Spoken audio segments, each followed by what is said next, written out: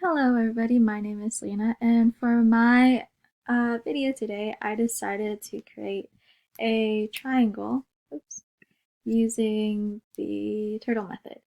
So first off, I created my world, which I named to be house, and my parameters were 600 by 600.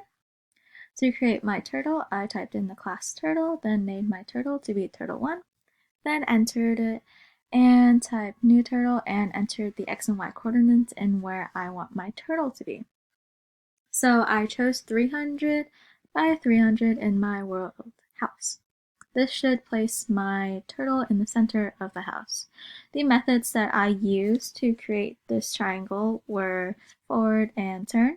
For the forward method basically allows you to move your turtle forward at any given value that you put in between your parameters, in between your parentheses.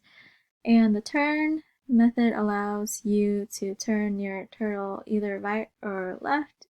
And it allows you to turn your turtle at any given angle depending on the value that you put in here. If you want to turn your turtle to the right to a certain angle, you would put in a positive value, and if you want to turn your turtle to the left at a certain angle, you would put a negative value in there. So my code is basically going forward by 100, turn by 130, forward again by 140, forward by 145, turn at 135, then forward again at 100.